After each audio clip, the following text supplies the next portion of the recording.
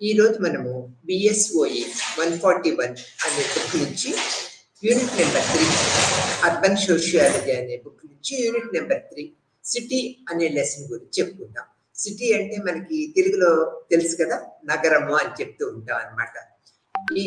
ఈ యొక్క నగరము అభివృద్ధి, అందరి యొక్క సామాజిక పరిస్థితులు, ఆర్థిక పరిస్థితులు, రాజకీయ పరిస్థితులు ఏ విధంగా ఉన్నాయి, నగరం ఇట్లా పెరగటానికి గల కారణాలు ఏంటి అనేవి మనం ఈ లెసన్ ద్వారా అనేక విషయాలు తెలుసుకుంటూ ఉంటాం అన్నమాట.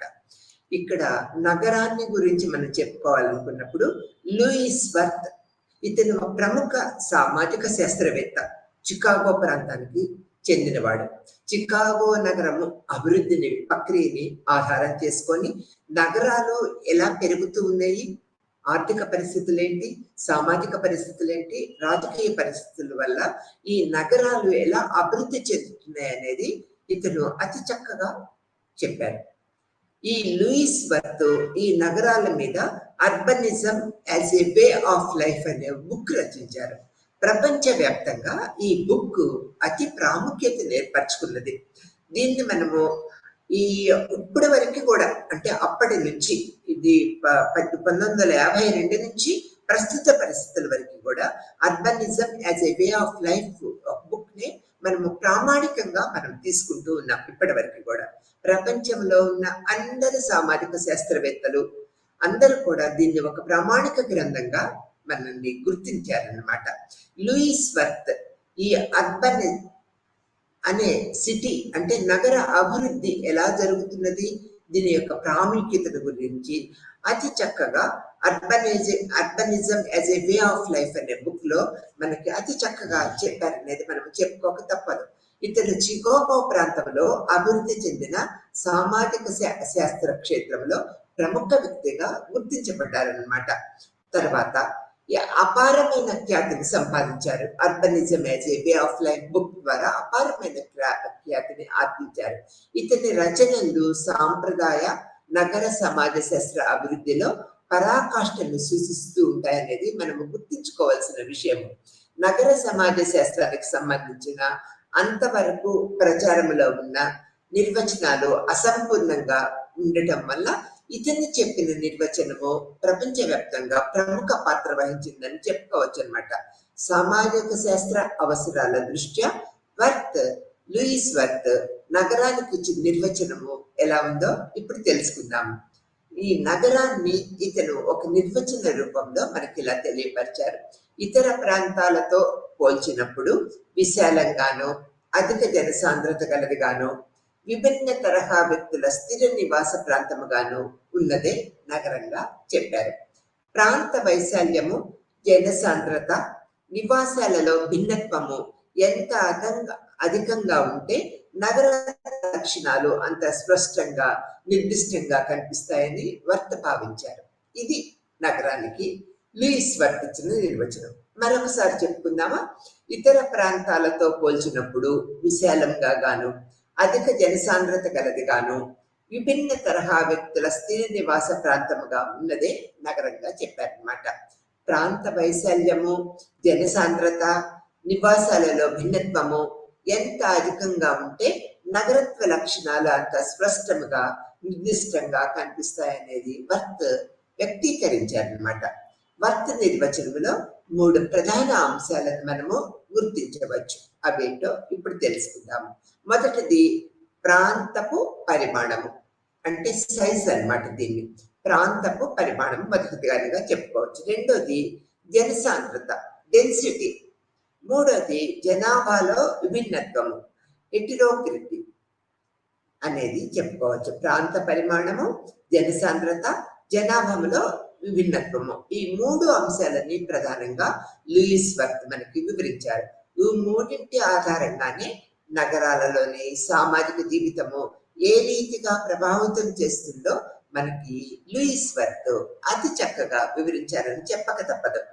ఈ యొక్క ఏ విధంగా ప్రభావితం చేస్తుందో ఈ అంశాలను మనం పరిగణలోకి తీసుకుంటే ఈ అంశాలను మనము గుర్తుపెట్టుకోవాల్సిన విషయంగా ఇక్కడ చెప్పుకుంటూ ఉంటాం. మొదటిది జనసాంద్రత అధికమైన కొద్దీ వివిధీకరణ, ప్రత్యేకీకరణలు ఏర్పడుతూ ఉంటాయి. జనసాంద్రత అధికమైనప్పటి నుంచి కొద్ది వివిధీకరణ, ప్రత్యేకీకరణలు ఏర్పడుతూ ఉంటాయి. ఇది ఒక మొదటి పాయింట్ గా మనం తెలుసుకోవాలి. రెండో పాయింట్ తీసుకున్నట్లయితే నగర పరిమాణము అధికమైన కొద్దీ నరవర్గము, శరీర ఛాయ, ఆర్థిక సామాజిక అంతస్తు, అభిరుచుల లక్షణాలలో సౌమ్యమున్న వారు విడివిడి సమూహాలుగా ఏర్పడి నిర్దిష్ట ప్రాంతాలతో ఆవాసము ఏర్పరచుకుంటూ ఉంటారు. ఇది ఒక రెండో పాయింట్ గా మనం చెప్పుకోవాలి. మూడో పాయింట్ తీసుకున్నట్లయితే నగర పరిమాణము పెరిగిన కొద్దీ వ్యక్తిగత జీవితము భిన్న ఖండాలుగా విడిపోతూ ఉంటది. అధిక జనాభా వల్ల ప్రత్యక్ష సంబంధాలను, అవకాశాలు కొరవడటము, వ్యక్తిత్వము సంపూర్ణముగా వికసించడానికి వీలు లేకపోవటం వంటి అవలక్షణాలు సాధారణంగా మహానగరాలలో మనకి కనిపిస్తూ ఉంటాయనేది కూడా మనము ఈ మూడో పాయింట్ లో గుర్తు పెట్టుకోవాల్సిన విషయం. తర్వాత నగర వాసుల జీవితాలు భిన్న ఖండాలుగా విడిపోవటానికి భిన్నత్వమే కారణమని మనం చెప్పుకోవాలి. పాత్ర నిర్వహణలో ఒక పాత్రకు మరొక పాత్రకు పొంతన లేకపోవటం వల్ల ఏ ఒక్క పాత్ర పూర్తి న్యాయం చేయలేకపోవటమే కాక ముఖ్యమైన నిర్ణయాలు తీసుకోవటం కూడా దుర్లభం అవుతుంది అనేది కూడా మనము ఈ మూడో పాయింట్ లో గుర్తుపెట్టుకోవాలి. నాలుగో పాయింట్కి వచ్చినట్లయితే నగరంలోని అధిక జనాభా ఒక ప్రాంతంలోనే అధిక జనసాంద్రత వల్ల వ్యక్తుల మధ్య పరస్పర సంబంధాలు పలచబడుతూ ఉంటాయి. నగర వాసుల మధ్య సంబంధాలు ముఖాముఖిగా జరిగిన వ్యక్తి నిరపేక్షకమైనవి, నిస్సారమైనవి, తాత్కాలికమైనవిగా ఉంటూ ఉంటాయి. తరువాత నగరవాసుల్లో కనిపించే నాజూకుతనము, హేతుబద్ధతలు నగరత్వం వల్ల ఏర్పడినవే అనేది కూడా మనం ఇక్కడ తెలుసుకోవాలి. కృత్రిమత, అనామకత, తాత్కాలిక స్వభావం కల నగర సామాజిక సంబంధాలు నగరవాసుల నాజూకుతనము, హేతుబద్ధతలను అర్థం చేసుకోవటానికి సహాయపడుతూ ఉంటాయి. నగరాలలోని సామాజికత్వమే నాజూకుతనానికి, హేతుబద్ధతకి కారణాలుగా మనం పేర్కొంటూ ఉంటాం అన్నమాట. తర్వాత అనీత సామాజిక నియంత్రణకి బదులు నీత సామాజిక నియంత్రణ ప్రాముఖ్యత వహించటము నగరత్వ ప్రభావం వల్లే జరుగుతూ ఉంటది అన్నమాట. నగరాలలో కనిపించే పోటీ, నియత నియంత్రణ పద్ధతులే సమాజంలో సదృఢతకు కారణమవుతూ ఉంటాయి. జానపద సమాజాలలో అనియత నియంత్రణ సాధనాలకే సామాజిక సదృఢతకు సంబంధించిన అధిక ప్రాధాన్యము ఉంటూ ఉంటది. రాజకీయ విషయాలకు సంబంధించిన నగరవాసులు ప్రతినిధులపై ఆధారపడి జీవిత విధానాన్ని కొనసాగిస్తూ ఉంటారు. నగరాలలో సామాజిక విస్తరీకరణ కేవలము క్రమానుగతమైనదే కాక బహుముఖమైనది కూడా కలిగి ఉంటుంది. సామూహిక ప్రవర్తన నగరాలలో స్పష్టంగా మనకి కనిపిస్తూ ఉంటది అన్నమాట. జనము గుమిగూడటము, ఏదో ఒక చర్యను కూడుకోవటము సర్వసాధారణంగా జరుగుతూ ఉంటది నగర పరిసరాలలో. ఇక్కడ ఈ విధంగా అధిక జనాభా అంటే నగరము పెద్దదిగా, జనాభా అధికంగా ఉంటుందనే విషయంలో అనేక అభిప్రాయాలు, ఏకాభిప్రాయాలు అనేక రకాలుగా మనము చూస్తూ ఉంటాం ఈ సామాజిక శాస్త్రవేత్తల నిర్వచనాలలో. ఇవి సహజ శక్తుల ఫలితముగా ఏర్పడినవి అనేది మనము గుర్తుపెట్టుకోవాల్సిన విషయం. వాటి విధులు శాసన పరంగా నిర్ణయించిన హద్దులను దాటి సువిశాల ప్రాంతానికి విస్తరించబడినవని భావించడం జరుగుతూ ఉంటది. విస్తరించిన శ్రమ విభజన, అత్యున్నతంగా సాగిన శ్రమ విభజన విశిష్ట లక్షణాలు గల ఆర్థిక వ్యవస్థ ఉన్నటువంటిదే నగర ఆర్థిక వ్యవస్థగా మనకి కనిపిస్తూ ఉంటది అనేది మనము తెలుసుకోవాలి. నగర వాసులు చాలా నాగరికంగా, నాజూకుగా ఉంటూ ఉంటారు. వారి దృక్పథము అతి నగరం అనే ద్రవ్య ఆర్థిక వ్యవస్థకు ఆయుపట్టుగా ఉంటూ ఉంటుంది అన్నమాట. ద్రవ్యము, ద్రవ్య మాధవ్యము, సేవల వినియోగము అనేవి నగరత్వంలో ప్రముఖ లక్షణాలుగా మనము చెప్పుకోవచ్చు అన్నమాట. నగరంలోని వ్యాపార కేంద్రము నగరానికి గుండెకాయ లాంటివి. ద్రవ్య చలామణిలోని రావటము మానవ సంబంధాలకి ఒక నూతన ప్రాతిపాదిక ఏర్పడుతూ ఉంటదన్నమాట. ఆధునిక నగర జీవితంలో రాజకీయ సంస్కరణలు ఒక సుష్టమైన లక్షణంగా మనము చూడవచ్చు. నగర జీవితంలో ప్రతి రంగంలోనూ ప్రాథమిక సంబంధాల స్థానంలో గౌణ సంబంధాలు నెలకొల్పటము మొదలవుతూ ఉంటాయి. సముదాయము స్థానంలో సంఘాలు, ప్రయోజన సమూహాలు తలెత్తుతూ ఉంటాయి అన్నమాట. నగర జీవిత గమనాన్ని నియంత్రించే శక్తి సాంప్రదాయము, ఆచార వ్యవహారాల స్థానాన్ని చట్టము ఆక్రమిస్తూ ఉంటది అనేది కూడా మనం ఇక్కడ గుర్తుపెట్టుకోవాల్సిన విషయము. నగరాలలోని కొన్ని ప్రాంతాలలో ప్రాథమిక సమూహాలు, ఆచార వ్యవహారాల స్థానాన్ని చట్టము ఆక్రమిస్తూ ఉంటది. నగరాలలోని కొన్ని ప్రాంతాలలో ప్రాథమిక సమూహాలు, సాంప్రదాయ సిద్ధమైన ముఠాలు, మాఫియాలు బదులు సాంప్రదాయేతర లేదా అసంప్రదాయ నియంత్రణ శక్తుల ప్రాబల్యము పెరుగుతూ ఉంటది అనేది కూడా మనం ఇక్కడ తెలుసుకోవాల్సిన విషయము. నియత వ్యవస్థలు సంఘాలలో ప్రాథమిక సమూహాల ప్రాభవ్యాన్ని నియంత్రించటము మొదలైంది అనేది కూడా మనము తెలుసుకోవాల్సిన విషయము.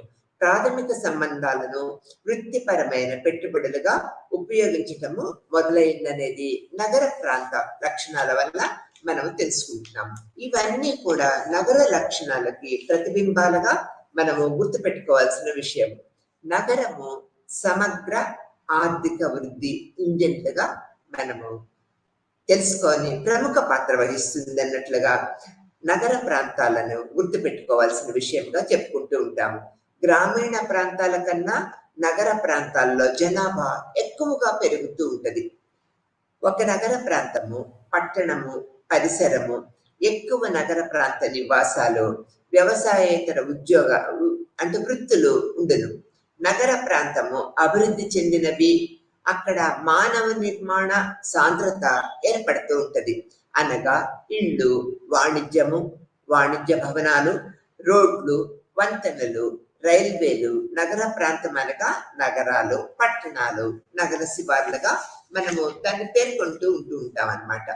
ఒక నగర ప్రాంతము లేదా నగర సముదాయము అనగా అధిక జనాభా, జనసాంద్రత కలిగిన మానవ స్థిర నివాసంగా కూడా మనం చెప్పుకోవచ్చు. మౌలిక సదుపాయాలంటే నిర్మించబడిన వాతావరణము, పట్టణీకరణ ద్వారా రూపొందించబడిన నగర ప్రాంతాలు, నిర్మాణాల ద్వారా వర్గీకరించబడి పట్టణాలు, నగరాలు, చిన్న నగరాలు లేదా శివార ప్రాంతాలుగా డివైడ్ అవుతూ ఉంటాయి. అది నగర ప్రాంతంలో ప్రాథమిక సంబంధాలు కోల్పోవటము, పెరుగుతున్న ద్వితీయ సమూహ సంబంధాలు, స్వచ్ఛంద సంఘాలు, బహుళ ప్రామాణికలు, విలువలు, బలహీనమైన సామాజిక నియంత్రణ, పెరుగుతున్న హేతువాదము, ప్రాంతాల విభాగాలు, ఎక్కువ శ్రమ విభజన, ప్రసార మాధ్యమాలు ఎక్కువ ప్రాముఖ్యత, పట్టణ వాసులు ఒకరినొకరు చూసుకునే ధోరణి లక్షణాల శ్రేణిని మనము నగరాల్లో ఎక్కువగా చూస్తూ ఉంటాం అనేది చెప్పుకోవచ్చు అన్నమాట. ఇక్కడ ఎక్కడైనా జనాభా సముదాయం ఉంటే అది ఒక పెద్ద అంటే జనాభా సముదాయం ఒక 50,000 కన్నా ఎక్కువగా ఉంటే ఆ యొక్క సముదాయాన్ని మనం నగరము అంటూ ఉంటాం. ఒక జీవన విధానము లేదా చిన్న నగరాల జీవన శైలి నుంచి విభిన్నంగా ఉంటూ ఉంటాయి అనేది కూడా మనం చెప్పుకోవచ్చు. రాజకీయ, ఆర్థిక, సాంస్కృతిక శక్తిని పేరుగాంచిన కేంద్రం అనగా ప్రభుత్వ కేంద్రంగా మనం చెప్తూ ఉంటాం అన్నమాట. ఆవిష్కరణ, సృజనాత్మకత ఉన్న మార్పు కేవలము కేంద్రముగా ఉన్నదే ఉపాధి అవకాశాల కలదుగా మనం నగరాన్ని చెప్పుకుంటూ ఉంటాం. ప్రత్యామ్నాయ విలువల వ్యవస్థను పుట్టించే, పెంచే జనాభా కేంద్రము అనగా ఏకరూపతపై వైవిధ్యము, భద్రతపై స్వేచ్ఛ, చనువుపై అనామకత అనేది నగరాల్లో మనం ఎక్కువగా చూస్తూ ఉంటామని చెప్పుకోవచ్చు అన్నమాట. ఈ నగరాలకు సంబంధించిన చట్టాలు అనేక రకాలుగా ఏర్పడుతూ ఉంటాయి అనేది కూడా నగర ప్రాంత లక్షణాల మీద ఆధారపడి మనము చెప్తూ ఉంటాము. భారత జనాభా గణాంక నిర్వచనము ప్రకారము నగర సముదాయము ఒక నిరంతర నగర వ్యాప్తి, నగరము చుట్టుపక్కల పెరుగుదల నెలకొల్పబడి లేదా 2 లేదా ఎక్కువ భౌతిక పక్క నగరాలు పెరుగుదలతో లేదా లేకుండా చిన్న నగరాలు, ఒక నగర సముదాయము, చట్టబద్ధమైన చిన్న నగరము, మొత్తము జనాభా 25,000 కంటే తక్కువ కాకుండా ఉండాలనేది మనం గుర్తుంచుకోవాలి. వివిధ ప్రాంతీయ పరిస్థితులు, ఇలాంటి ఇతర కలయికలు నగర సముదాయముగా పరిగణించబడి పరస్పర ప్రాథమిక పరిస్థితులను తృప్తిపరుచుకుంటూ ఉంటాం అనేది నగర ప్రాంతం ఒక లక్షణంగా కూడా మనం గుర్తుపెట్టుకుంటూ ఉండాలి. ఒక పెరుగుదల అంటే అనుకూలమైన యూనిట్, గ్రామము లాంటి లేదా కుగ్రామము లేదా సరిహద్దుల పరంగా స్పష్టంగా గుర్తించదగిన ప్రదేశంగా మనం తెలుసుకోవాలి. అవి చట్టబద్ధ చిన్న నగరాల సమీపంలో వెలుచును అంటే మనకి చూడగలుగుతూ ఉంటాము. చట్టబద్ధ పరిమితులు వెలుపల కానీ గ్రామ ఆదాయ పరిమితుల్లోపు లేదా నగర పక్క గ్రామాల పైకి మనకి కనిపిస్తూ ఉంటాయి. అంటే పైకి వస్తూ ఉంటాయి, నగరాన్ని కలుపుకుపోతూ ఉంటాయి. చిన్న నగరాల పెరుగుదల నగర లక్షణాలు లాంటి మౌలిక సదుపాయాలను, సౌకర్యాలైనటువంటి పక్కా రోడ్లు, విద్యుత్తు, నల్లాలు, డ్రైనేజీ వ్యవస్థ, పోస్ట్ ఆఫీసు, వైద్య సౌకర్యాలు, బ్యాంకులు, విద్యా సంస్థలు మొదలైనవి నగర సముదాయము భౌతికంగా పక్కనే ఉన్న కీలక చిన్న నగరాలుగా మనం చెప్పుకుంటూ ఉంటాం అన్నమాట. అటువంటి ప్రతి పట్టణము దాని పెరుగుదలతో కలిసి సమగ్రంగా ఒక నగర ప్రాంతంగా పరిగణించబడి నగర సముదాయముగా నియమించబడుతూ ఉంటుంది అనేది కూడా నగర ప్రముఖ లక్షణాలలో ఒకటిగా చెప్పుకోవచ్చు. నగర ప్రాంతంలో రకాలు ఏ విధంగా ఉంటాయి అనేది కూడా మనం ఇప్పుడు తెలుసుకుంటూ ఉంటాము. నగర మూలాలు గ్రామాల్లో ఉంటాయి. పట్టణాలు నగర మూలాల గురించి మనకు జ్ఞానము ఇచ్చే కొన్ని ముందస్తు షరతులు, పరిస్థితులు ఉంటాయి అన్నమాట. నగర అభివృద్ధికి ముందస్తు షరతు అనుకూలమైన జీవావరణ అనగా మంచు యుగము చివరిలో వాతావరణ మార్పులు, తగ్గుతున్న హిమనగరాలు, ప్రజా సారవంతమైన భూమి, వెచ్చని ప్రాంతాల్లో సమావేశమవుతూ ఉండేవారు. ఆ తర్వాత నిశ్చల జీవితానికి రెండవ ముందస్తు పరిస్థితి స్థిరపడిన ప్రదేశాలలో ఆహార లభ్యత. ఈ పరిస్థితిని సాంకేతిక పరిజ్ఞాన పురోగతి, తప్పనిసరిగా పంటలు పండించటము, జంతువులను వారి ప్రయోగం కోసము పెంపకము చేసే వాటిని నేర్చుకోవాల్సి ఉంటుంది. ఆహారాన్ని పెంచడం కోసము వారిని ఒక చోట ఉండటం చేస్తూ ఉంటుంది. వ్యవసాయము ఉత్పాదకతంగా మారినప్పుడు స్థిరముగా పెద్దవిగా మారుతూ ఉంటాయి అన్నమాట. కాలక్రమేణా మొక్కలు, జంతువులు పెంపకము, పదార్థాల మిగులు అందించటము జరుగుతూ ఉంటుంది అనేది కూడా మనము గ్రహించవలసిన విషయం. నగర కేంద్రాల దృష్టిని మరొక పూర్వస్థితి అంటే భూమితో పనిచేసే వ్యక్తులు ఇకపై వారి వర్గాల పనిని నిర్వహించినప్పుడు నగరాలు అభివృద్ధి చెందుతూ ఉంటాయి. ఈ బాధ్యత నుంచి ఖాళీగా ఉన్న ఇతరులను మద్దతుగా సాగుదారులు ఉత్పత్తి మిగిలిస్తూ ఉంటది అన్నమాట. ఏదైనా ఈ స్థావరాల ఆవిర్భావము విప్లవాత్మకమైనదిగా మనము పేర్కొనవలసింది.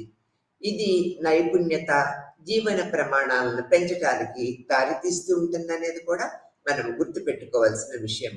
నగర ప్రాంతాల ప్రాథమిక రకాలు, నగరాలు, పట్టణాలు, ఉపనగరాలు యొక్క భావన గురించి కూడా మనము ఈ నగరాల లెసన్లో మనం తెలుసుకోవాల్సిన విషయం. నగరం అనేది పదాన్ని శబ్ద ఉత్పత్తిగా అంటే నాగరికత అనే పదము సివిటాస్ నుంచి పట్టణము, లాటిన్ పదము, దానిని నగర ప్రజలు నాగరికత జీవనము, రైతుల గ్రామీణ జీవితం నుంచి వ్యతిరేకంగా అప్పటి జనాభా ప్రధాన గణనలు చేసే జనాభా లెక్కల బ్యూరోలు చాలా దేశాలతో నగరాలని వర్గీకరించబడ్డాయి, నిర్వచించాయి కూడా. జనాభా అంటే ఇప్పుడు జనాభా ఎంత ఉండాలి అనేది నగరంలో మనం ప్రముఖ పాత్ర తీసుకున్నట్లయితే ఒక 50,000 వరకు ప్రస్తుత పరిస్థితుల్లో 50,000 ఉన్న ఒక ప్రాంతాన్ని ఒక నగరముగా మనం గుర్తించవచ్చు. ఒక నిర్దిష్ట పరిణామాన్ని మించి కొంతమంది పండితులు సామాజిక జీవిత ఆధారంగా నగరము, గ్రామము మధ్య వ్యత్యాసాన్ని చూపుతూ ఉంటారు. సహేతుకంగా పెద్ద సంఖ్యలో ప్రజలను కలిగి ఉండటంతో పాటు నగరాలు సాంద్రత వైవిధ్యత శాశ్వత పరిష్కారం ద్వారా వర్గీకరించబడుతూ ఉంటాయి. ఒక నగరము అనేది ప్రజల సాంద్రత శాశ్వత ఏకాగ్రత కలిగి పరిమిత భౌగోళ ప్రాంతంతో ప్రాథమికంగా వ్యవసాయేతర కార్యకలాపాల ద్వారా జీవన ఉపాధి ఆర్జించుకుంటూ ఉంటారు అక్కడ ఉన్న ప్రజలు. నగరాల సాధారణ లక్షణాల ఆధారముగా వాటిని ఈ కింది విధంగా మనము విభజించవచ్చు. మొదటిది ఉత్పాదక నగరాలు, రెండోది వాణిజ్య కేంద్రాలు, 3 రాజధాని నగరాలు, 4 ఆరోగ్య వినోద నగరాలు, 5 తీసుకున్నట్లయితే సాంస్కృతిక నగరాలుగా మనము అంటే ఈ విధంగా విభజించుకోవచ్చు నగరాన్ని. ఉత్పాదక నగరాలు మనం తీసుకున్నట్లయితే వాటిని పారిశ్రామిక నగరాలుగా పిలుస్తూ ఉంటాం. 1 లక్ష జనాభా కంటే అధికంగా ఈ పారిశ్రామిక నగరాలు కలిగి ఉంటాయి. ఇక్కడ జనాభా 1 లక్ష కన్నా ఎక్కువ ఉంటాయి. ఇది ఉత్పాదక నగరాలకి ఒక ఉదాహరణగా చెప్పుకోవచ్చు. ఇండస్ట్రియల్ ఏరియాస్ అనేది మనం తెలుగులో ఇంగ్లీష్లో చెప్తూ ఉంటాం. తర్వాత వాణిజ్య కేంద్రాలు, ఇక్కడ ఉత్పాదక కేంద్రాలు అయిన ఈ నగరాలు వాణిజ్య కేంద్రాలు కూడా అంటూ ఉంటాం. కానీ వాణిజ్యము ఆధిపత్యము లక్షణం. బొంబాయి ఒక ప్రధాన ఉత్పాదక కేంద్రము, వాణిజ్య కేంద్రంగా మనం పేర్కొనవచ్చు ఉదాహరణ తీసుకున్నట్లయితే. తర్వాత రాజధాని నగరాలు, రాష్ట్ర రాజధానులు ఉన్న నగరాలు ప్రాముఖ్యతని కలిగి ఉంటూ ఉంటాయి. వాటి ప్రాముఖ్యత అవి రాజధానులు అయినందువల్ల ఏర్పడుతూ ఉంటాయి. ఎగ్జాంపుల్ గా తీసుకున్నట్లయితే మనకేంటి, తెలంగాణకి రాజధాని హైదరాబాద్. ఇక్కడ మనము ఆ స్ట్రక్చరల్ ఫెసిలిటీస్ అన్ని రకాల రాజకీయ ఆర్థిక వాణిజ్య కేంద్రాలన్నీ కూడా మనం రాజధానుల్లో చూడొచ్చు అనమాట. ఆరోగ్య వినోద పట్టణాలు, మత విశ్వాసాల ఆధిపత్యంతో ఒక ప్రదేశము ప్రసిద్ధి చెందుతూ ఉంటది. మతపరమైన విలువలు ప్రాముఖ్యత కారణంగా పెద్ద నగరాలుగా అభివృద్ధి చెందుతూ ఉంటాయి. ఇక్కడ యాదగిరిగుట్ట, తిరుపతి ఇవన్నీ కూడా ఒక పుణ్యక్షేత్రాలు ఆరోగ్య వినోద పట్టణాలుగా ఏర్పడుతూ ఉంటాయి. సాంస్కృతిక నగరాలు, మతపరమైన విలువలు ప్రాధాన్యత కలిగి మతపరమైన ప్రవృత్తులు ప్రాబల్యం ద్వారా ప్రసిద్ధి చెందిన ప్రాంతాలుగా మనం చెప్పుకోవచ్చు. మెదక్ చర్చి, సమ్మక్క సారక్క జాతరల యొక్క ప్రదేశము, ఈ యొక్క సాంస్కృతిక ప్రదేశమైన కాకతీయ శిల్పకళా వైభవము, వరంగల్ ఇవన్నీ కూడా సాంస్కృతిక నగరాలుగా మనము చెప్పుకుంటూ ఉంటాము. కొన్ని నగర లక్షణాలను మనం తీసుకున్నట్లయితే ఇంతకు ముందు కూడా చెప్పుకున్నాం. విభిన్న మతాలు, సంస్కృతులు, విశ్వాసాలతో భిన్నమైన జనాభా కలిగి ఉంటుంది నగరం. ఇది ఒక ప్రత్యేక లక్షణంగా మనం చెప్పుకోవచ్చు. వివిధ సమూహాలు పలు అవసరాలను తీర్చటము, శ్రమ విభజన లోతుగా జరుగుతూ ఉంటుంది నగరాలలో. మరిన్ని ఆవిష్కరణలు, విజయాలు నగరాల్లో మనం చూస్తూ ఉంటాం అన్నమాట. ప్రాథమిక సంబంధాలు, సామాజిక భద్రత నగరాల్లో ఒక్కొక్కసారి లేకపోతూ ఉంటది. అంటే ఉన్న పోలీస్ వ్యవస్థ, చట్టభద్రత ఉన్నా కూడా ప్రాథమిక సంబంధాలు, సామాజిక భద్రత కొన్ని పరిస్థితుల్లో మనం చూడలేకపోతూ ఉంటాం అన్నమాట. సామాజిక నియంత్రణ కోసము ద్వితీయ రూపాలపై ఆధారపడటం కూడా నగరాల్లో మనకు జరుగుతూ ఉంటది. పట్టణాలు, ఒక ప్రదేశము ఎక్కడైతే మనుషులు జీవించి పనిచేసి అనేక ఇళ్ళు కలిగి దుకాణాలు పనిచేసే ప్రదేశము ఈ పట్టణాలుగా మనం చెప్తూ ఉంటాం. విజ్ఞానం ఇచ్చే ప్రదేశాలు మొదలైనవి. గ్రామము కన్నా పెద్దది కానీ నగరము కన్నా చిన్నది. ఉదాహరణకి పారిశ్రామిక పట్టణము, కోనసీమ పట్టణము అని పట్టణాలను మనము నిర్వచించవచ్చు అనేది కూడా మనం ఇక్కడ చెప్పుకుంటూ ఉంటాము. ఒక పట్టణము అంటే పేరుతో నిర్మించిన ప్రాంతము, నిర్వహించబడిన సరిహద్దులు, స్థానిక ప్రభుత్వము ఇంకా గ్రామము కంటే పెద్దదిగా, సాధారణంగా నగరం కంటే చిన్నదిగా ఉంటూ ఉంటది అన్నమాట. ఇక్కడ వివిధ రకాల పట్టణాలు కూడా ఈ విధంగా ఉంటాయి అనేది మనము తెలుసుకోవచ్చు. చట్టబద్ధమైన పట్టణాలు, గణాంక పట్టణాలు, నగర సముదాయము పెరుగుదల అనేది మనం ఇక్కడ చూడగలుగుతూ ఉంటాం అనేది మనం ఇక్కడ చెప్పుకుంటూ ఉంటాం అన్నమాట. ఆ తర్వాత ఇక్కడ నగరాన్ని మనం తీసుకున్నట్లయితే అనేకమైన పద్ధతులు కలిగి ఉంటుంది అనేది మనం చెప్పుకున్నాము. ఒక పట్టణము చట్టబద్ధమైన జనాభా దాదాపు 10,000 నుంచి 50,000 వరకు జనాభా ఉంటూ ఉంటుంది. ఇది పట్టణం కన్నా చిన్నది, గ్రామం కన్నా పెద్దదిగా మనం గుర్తుపెట్టుకుంటూ ఉంటాం అన్నమాట.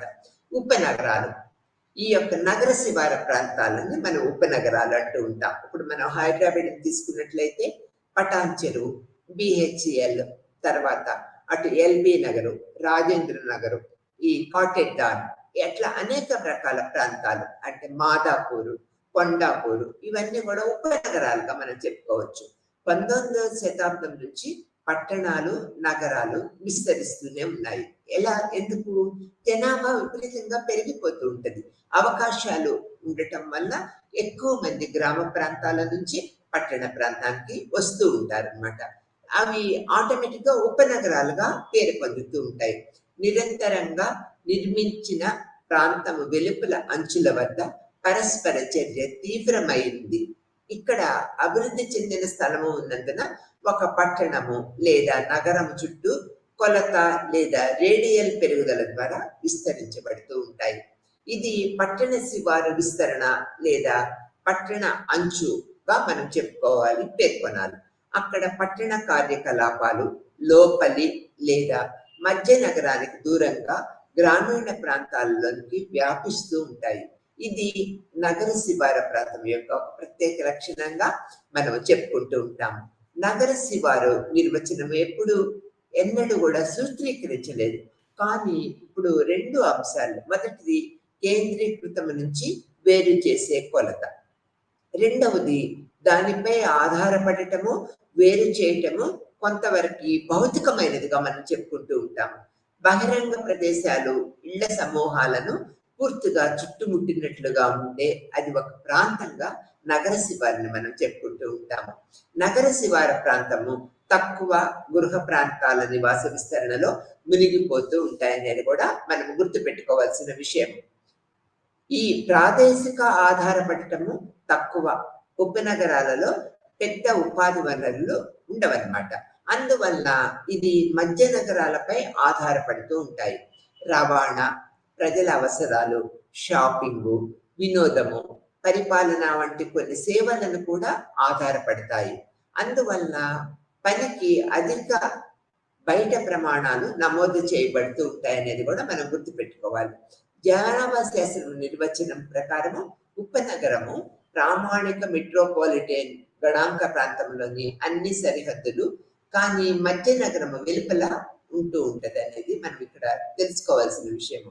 భారతదేశంలో మెట్రోపాలిటన్ నగరాల పెరుగుదల, పట్టణ ప్రాంతాల పెరుగుదల ప్రాదేశిక వ్యాప్తిని మనకి ఇక్కడ ఇండియాలో తెచ్చిపెట్టింది.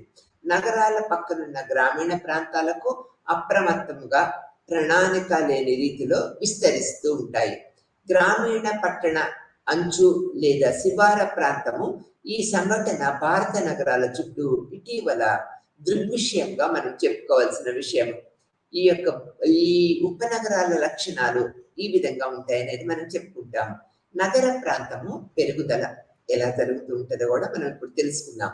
సుమారు 20వ శతాబ్దము పూర్వకాలంలో చాలా స్వతంత్ర దేశాలుగా మారాయనేది కూడా మనం తెలుసుకున్నాము. ఈ దేశాల అభివృద్ధి చెందుతున్న దేశాల వర్గంలోకి వస్తూ ఉంటాయి. సుమారు 20వ శతాబ్దము ఈ పట్టణీకరణ వేగము వృద్ధి చెందుతూ ఉంటది అనేది మనం కూడా గ్రహిస్తూ ఉన్నాం. అభివృద్ధి చెందుతున్న దేశాలలో ఇప్పటికీ గ్రామీణ ప్రాంతాలలో ఇది ప్రపంచ పట్టణ జనాభాలో 3వ వంతుగా చెప్తూ ఉంటాం అన్నమాట. ప్రజల సాంస్కృతిక మేధో, సాంకేతిక విజయాల ఈ యొక్క పద్ధతులు అన్నీ కూడా మనము ఈ నగర అభివృద్ధికి దోహదం చేస్తూ ఉంటాయనేది అనేక విషయాల్లో మనం తెలుసుకుంటూ ఉంటాం. ఈ యొక్క భారతదేశంలో నగర పెరుగుదల ఏ విధంగా జరుగుతున్నదో మనం ఇప్పుడు తెలుసుకుంటాం. భారతదేశంలో మనకు పురాతన మధ్యయుగ నగరాల జాడాలు కనిపిస్తూ ఉంటాయి. కానీ పారిశ్రామిక విప్లవం తర్వాత పట్టణీకరణ ప్రక్రియ వేగవంతమైంది అనేది మనము చెప్పుకోవాలి. భారతదేశము ఎక్కువ గ్రామీణ దేశం. 80% జనాభా గ్రామీణ ప్రాంతాల్లో నివసిస్తూ ఉండేవారు. పట్టణ జనాభా పెరుగుదల పట్టణీకరణ వేగము సాధారణముగా ఆసియా దేశాలలో పోలిస్తే భారతదేశంలో నెమ్మదిగా ఉన్నదనేది కూడా మనం గుర్తుపెట్టుకోవాల్సిన విషయం. భారతదేశంలో నగరీకరణ వేగవంతంగా జరుగుతున్నది. ప్రస్తుతం 21వ శతాబ్దంలో నగర ప్రాంతాలలో జనాభా అధిక పెరుగుదల కలిగి ఉంటుంది. 141 కోట్ల భారతదేశం జనాభాలో దాదాపు 60 కోట్ల జనాభా ప్రజలు నగర ప్రాంతంలో నివసిస్తూ ఉన్నారు. భారతదేశ పట్టణ అభివృద్ధికి చాలా మంది పండితులు విస్ఫోటంగా, అంటే ఇదొక జనాభా పట్టణ ప్రాంతంలో ఎక్కువ మంది రావటం వల్ల ఒక విస్ఫోటముగా మనం చెప్పుకోవాలన్నమాట. మొదటి ప్రపంచ ప్రణాళిక సంస్థ నిర్మాణముపై దృష్టి సారించిన తర్వాత 3, 4, 5 ప్రణాళికలలో నగర ప్రణాళికలు చేపట్టిందనేది మనం తెలుసుకోవాలి.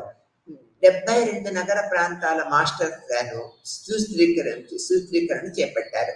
పట్టణ స్థానిక సంస్థలు 3 అంచెల సమాఖ్య నిర్మాణంలో రాజ్యాంగ హోదా ఇవ్వటానికి 1992లో లోక్సభ 74వ రాజ్యాంగ సవరణని ప్రవేశపెట్టిన తర్వాత ఈ యొక్క పట్టణ జనాభా కూడా విపరీతంగా పెరిగింది అనేది మనము గుర్తుపెట్టుకోవాల్సిన విషయం అన్నమాట. ఈ నగర ప్రాంతము ప్రాథమిక సంబంధాలు కోల్పోవటము, పెరుగుతున్న ద్వితీయ సమూహాల సంబంధాలు, స్వచ్ఛంద సంఘాలు, బహుళ ప్రమాణాలు, విలువలు, బలహీనమైన సామాజిక నియంత్రణ, పెరుగుతున్న హేతువాద పద్ధతులు, పాత్రల విభాగాలు, ఎక్కువ శ్రమ విభజన మొదలైనవి అన్ని కూడా నగర ప్రాంతాల్లో మనకి కనిపిస్తూ ఉంటాయి అనేది మనము చెప్పుకోవాల్సిన విషయంగా పేర్కొంటూ ఉన్నాము. ఈ విధంగా నగర లక్షణాలను కలిగి ఉండటం వల్ల నగర ప్రాంతం అంతా కూడా, పరిసర ప్రాంతాలన్నీ కూడా విపరీతమైన అభివృద్ధి పదంలో, పారిశ్రామిక అభివృద్ధిలో దోహదం చేస్తూ ఉంటాయి అనేది మనం ఇక్కడ చెప్పుకుంటూ ఉంటాము. నగరాలలో వ్యక్తి యొక్క గుర్తింపు ఆపాదించబడిన లక్షణాలు కంటే అతని విజయాలపైనే ఎక్కువ ఆధారపడి ఉంటాయి అనేది మనము ఇక్కడ తెలుసుకోవాల్సిన విషయం.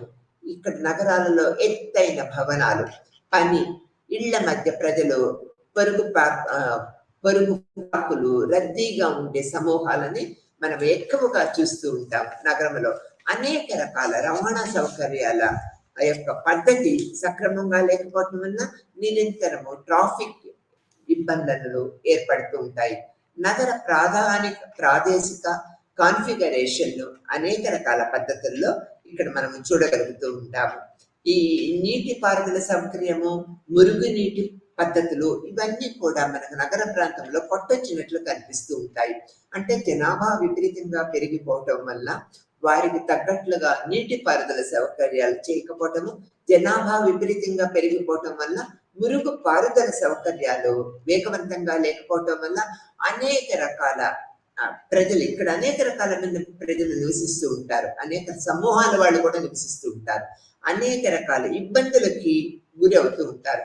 అంటే నగరాలలో ఒక పద్ధతి ప్రకారము ప్లానింగ్, అంటే అర్బన్ ప్లానింగ్ లేకపోవటం వల్ల సామాజిక పద్ధతులు అనేక రకాల ఇబ్బందులకు గురి అవుతూ ఉంటారు అనేది మనం చూస్తూ ఉంటాం. ఇక్కడ మనకి బర్గస్ మోడల్ అనేది ఒక చిత్రం కూడా ఉన్నది. ఇది చూసినట్లయితే అంటే ఇప్పుడు హైదరాబాద్ లో పాత బస్తీ అని చెప్పుకుంటూ ఉంటాం. కానీ ఇప్పుడు అక్కడ ఉన్న జనాభా తగ్గిపోయి నగరం చుట్టుపక్కల, అంటే అన్ని ఉపనగరాలు శాటిలైట్ సిటీస్ అని చెప్తూ ఉంటాం. ఉపనగరాలు ఏర్పడ్డాయి అనేది మనం గుర్తుంచుకోవాల్సిన విషయం. రాజేంద్ర నగర్, కొండాపూరు, ఎల్బీ నగర్, వనస్థలీపురము, అట్లా పెదంబరపేట, ఇక్కడ మనం తీసుకున్నట్లయితే బాలానగరం, కొత్తూరు, అంటే ఈ యొక్క నగర ప్రాంతాన్ని ఆధారం చేసుకొని, లక్షణాలని ఆధారం చేసుకొని విపరీతమైన జనాభా, అంటే ఇక్కడ ఏంటి మనం ఏం చెప్తూ ఉంటాము, ఎక్కడ అవకాశాలు ఎక్కువ ఉంటే అక్కడికి ప్రజలందరూ కూడా వస్తూ ఉంటారు. ఇప్పుడు గ్రామీణ ప్రాంతంలో ఉత్పత్తి విధానాలు తగ్గిపోయింది. ఇప్పుడు పాడి పరిశ్రమ, ఈ యొక్క వ్యవసాయ పరిశ్రమలు చేసేవారు ఎవరు లేరు. అందరూ కూడా చదువు మీద, అంటే ఎడ్యుకేషన్ డెవలప్మెంట్ మీద ఆధారపడి వ్యవసాయం, అంటే ఒక తరం వాళ్ళందరూ వ్యవసాయం చేసిన వాళ్ళందరూ కూడా ఇప్పుడు వృద్ధులైపోవటం వల్ల వ్యవసాయ అభివృద్ధి పథకాలు తగ్గిపోతూ ఉంటాయి. తగ్గిన యువతరం అంతా కూడా ఎడ్యుకేషన్ బేస్ చేసుకొని నగర ప్రాంతాలకు వలస రావటం జరుగుతూ ఉంటది. ఈ నగరాల్లో వ్యవసాయేతర వృత్తులు అంటే టెక్నికల్ స్కిల్డ్ పర్సన్స్ అందరూ కూడా అనేక వృత్తులు చేసుకొని జీవనాధారాన్ని ఏర్పరచుకుంటూ ఉంటారు అనేది మనం చెప్తూ ఉంటాం అన్నమాట. ఇక్కడ ఎలా ఏర్పడుతూ ఉంటుంది? సెక్టార్ మోడల్ మనం తీసుకున్నట్లయితే ఈ యొక్క సెక్టార్ మోడల్లో పారిశ్రామిక రంగము, శ్రామిక తరగతి గృహాలు, మధ్య తరగతి గృహాలు, అధిక ఆదాయ గృహాలు అనేవి మనం ఇక్కడ చూస్తూ ఉంటాం అన్నమాట. ఇప్పుడు ఇక్కడ నగర ప్రాంతాలలో జనాభా పెరిగిపోవటము, నీటిపారుదల సౌకర్యాలు తగ్గిపోవటము, ఈ యొక్క మురికి కాలువల వ్యవస్థ, డ్రైనేజ్ వ్యవస్థ సరిగ్గా లేకపోవటం వల్ల ఇక్కడ అధిక ఆదాయము ఉన్న వ్యక్తులందరూ ఏం చేస్తున్నారు? మళ్ళీ గ్రామ ప్రాంతాలకి అంటే ఇప్పుడు ఫామ్ హౌసెస్ ఏర్పరచుకొని నగర ప్రాంతానికి దూరంగా ప్రశాంత వాతావరణం గడపాలనే దృక్పథంతో ఈ యొక్క గ్రామ ప్రాంతాలలో ఎక్కువ భూములు కొనుక్కొని అక్కడ ఒక ప్రత్యేకమైన గృహాలను ఫామ్ హౌసెస్ అనే ఇప్పుడు మనం పేరు పెట్టుకున్నాం, అటువంటి గృహాలను ఏర్పరచుకొని జీవిత విధానాన్ని కలిగి ఉంటే ప్రశాంతమైన జీవితాన్ని కోరుకుంటూ ఉన్నారు. ఎందుకని? నగరాలలో విపరీతమైన ఒత్తిడి ఏర్పడింది అనేది మన అందరికీ తెలిసిన విషయం. ఇప్పుడు ఫర్ ఎగ్జాంపుల్ మనం తీసుకున్నట్లయితే హైదరాబాద్ నగరము కులీ కుతుబ్ షా 1,50,000 మందికి ఇది అనుకూలమైన ప్రదేశంగా ఏర్పరిచారు. కానీ ఇప్పుడున్న ప్రస్తుత పరిస్థితుల్లో 1 కోటి మందికి పైగా ఈ యొక్క హైదరాబాద్ నగరంలో ఉంటూ ఉన్నారు. ఇక్కడ ఎందుకు ఉంటూ ఉన్నారంటే ఉపాధి అవకాశాలు మెరుగ్గా ఉంటూ ఉంటాయి. ఏ పని చేసుకోనైనా జీవిత విధానాన్ని కొనసాగించడానికి అవకాశం అనేది ఈ యొక్క హైదరాబాద్ నగరంలో మనం చూడగలుగుతూ ఉంటాం. ఏదో ఒక పని చేసుకున్నా కూడా మనం ఇంత సంపాదించుకొని అతని జీవితాన్ని కొనసాగించడానికి వీలవుతూ ఉంటుంది అనమాట. దానికి తోడు విద్య, వైద్యము, వినోద కార్యక్రమాలు, రోడ్డు రవాణా సంస్థలు, ఇప్పుడు మెట్రో ఉన్నది. మనం ఆ విధంగా అనేక రకాల పద్ధతులతో ఇక్కడ సుఖవంతమైన జీవిత విధానాన్ని గడపడానికి అవకాశం ఉంటుంది. కాబట్టి అందరూ కూడా గ్రామ ప్రాంతంలో అంటే అవకాశాలు, గ్రామ ప్రాంతంలో ఏం జరుగుతూ ఉన్నది? వ్యవసాయ రంగం కుంటుపడుతూ ఉన్నది, పాడి పరిశ్రమ కుంటుపడుతూ ఉన్నది. అంటే వ్యవసాయ ఉత్పత్తుల మీద, పాడి పరిశ్రమ మీద శ్రద్ధ లేకపోవటము, ప్రజలకు లేకపోవటం వల్ల ఏదో ఒకటి చేసుకొని నగర ప్రాంతాల్లో, సిటీస్ లో ఉండాలనే దృక్పథాన్ని ఏర్పరచుకోవటము, దానివల్ల గ్రామ ప్రాంతంలో ఉన్న ప్రజలందరూ కూడా ఎక్కువగా నగర ప్రాంతానికి వలస రావటం జరుగుతూ ఉన్నది. ఈ వలస విధానాన్ని అరికట్టడాన్ని ఎవరి వల్ల కాదు, ప్రభుత్వం చేయలేకపోతున్నది. అంటే నూతన జీవిత విధానానికి యొక్క అలవాటు పడటం అనేది ఇప్పుడున్న ప్రజలు ఏర్పరచుకుంటూ ఉన్నారు. కాబట్టి ఆ నూతన జీవిత విధాన బరవడికి ఆకర్షణకు గురయ్యి అందరూ నగర ప్రాంతాలకు రావడానికి మొగ్గు చూపుతూ ఉన్నారు. నగరీకరణ అంటే ఏంటి? అనేక రకాల వసతులతో, డబ్బు ఉంటే, కష్టపడే తత్వం ఉంటే, ఏదైనా పని చేసుకునే యొక్క స్థిర అభిప్రాయాలు కనుక ఉన్నట్లయితే నగరానికి వచ్చి వారు సుఖమైన జీవిత విధానాన్ని గడపడానికి ఎంతో అవకాశం అనేది నగరం కల్పిస్తూ ఉంటుంది. ఆ తర్వాత నగరీకరణ అనేక రకాల రూపకల్పనలు, నగరం నిరంతరము మారుతూ ఉంటుంది, అనేక రకాల రూపకల్పనలు చేసుకోగలుగుతూ ఉంటది. ఎలా? అన్ని రకాల వసతులు నగర ప్రాంతంలో మనకు దొరుకుతూ ఉంటాయి. ఇప్పుడు పల్లెటూళ్ళలో చూసుకోండి, పాడి పరిశ్రమ మొత్తము కొరవడిపోయింది. ఇప్పుడు మనము ఇక్కడ పల్లె ప్రాంతంలో మనకి ఎగ్జాంపుల్ కి తీసుకున్నట్లయితే ఎవరైనా చుట్టాలు వచ్చినా కూడా ఒక పాల ప్యాకెట్ కూడా, పాలు కూడా దొరకటం లేదు.